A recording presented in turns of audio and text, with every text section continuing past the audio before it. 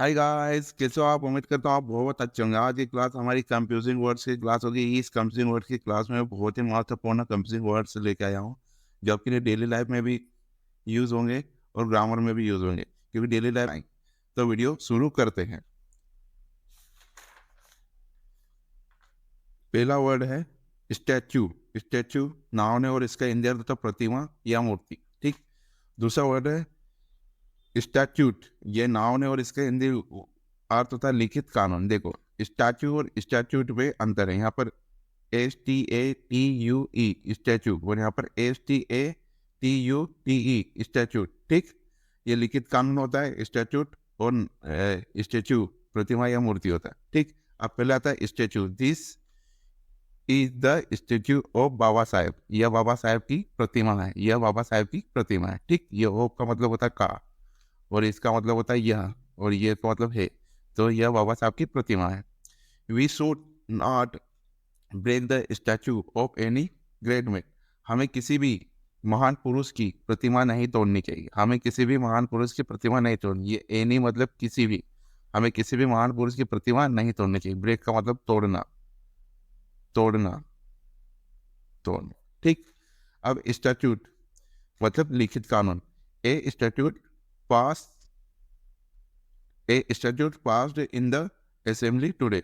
आज विधानसभा में एक लिखित कानून पास हुआ। ठीक। इसका मतलब होता है पास होना या पारित होना, तो पारित होना भी बोल सकते हैं। आज विधानसभा में एक लिखित कानून पारित हुआ। ठीक। The statute of America is very strict.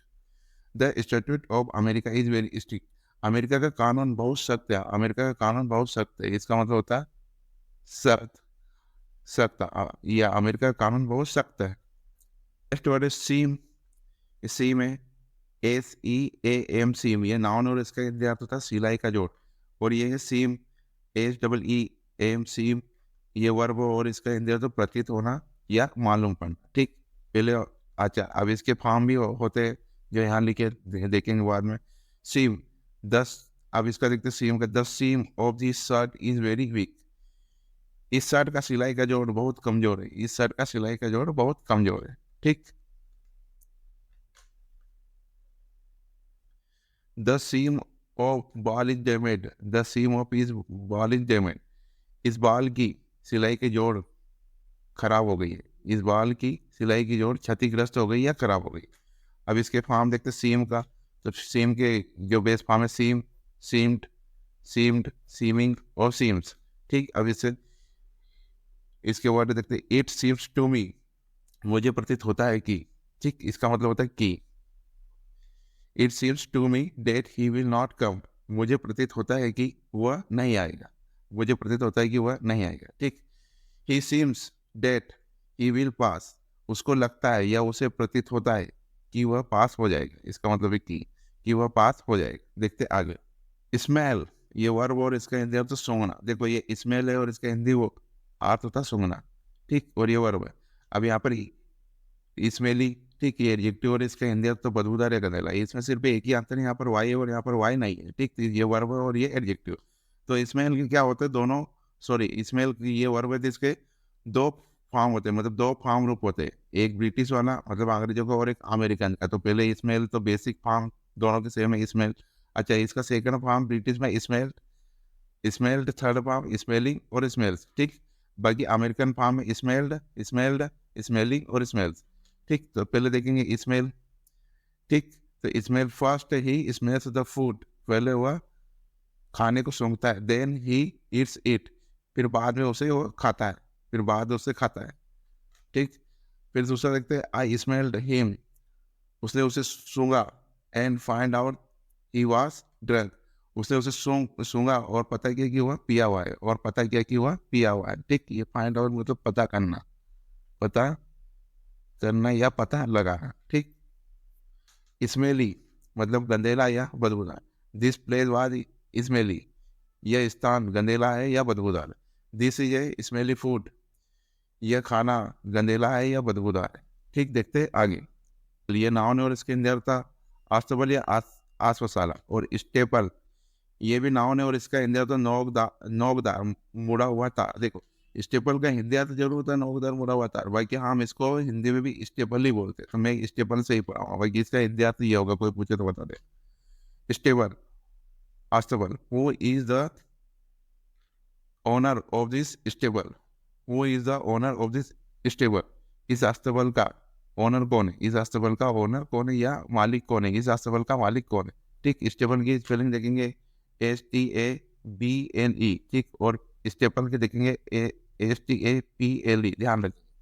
अब दूसरा सेंटेंस देखें, how many horses there are in this stable, इस अस्तबल में या इस आसुशाला में कितने घोड़े हैं, कितने घोड़े हैं। Staple, this is a staple, यह एक स्टेपल है या यह एक नोकदार मुड़ा हुआ तार है। Don't give her A staple, उसे स्टेपल मत दो या उसे मुड़ा हुआ तार मत दो। देखते आगे। समन है, ये वर्ब है और ये बुलाना। देखो ये है समन, ये वर्ब बुलाना, और ये न्यायालय के द्वारा बुलाया जाता है साक्षी के लिए। इसके फॉर्म देखेंगे समन, समन, समन, समनिंग, समन्स। फिर एक समन्स, ये नाउन है और ये इसके अंदर न्यायालय में उपस्थित होने का बुलावा। ठीक, तो पहले देखते समन्स।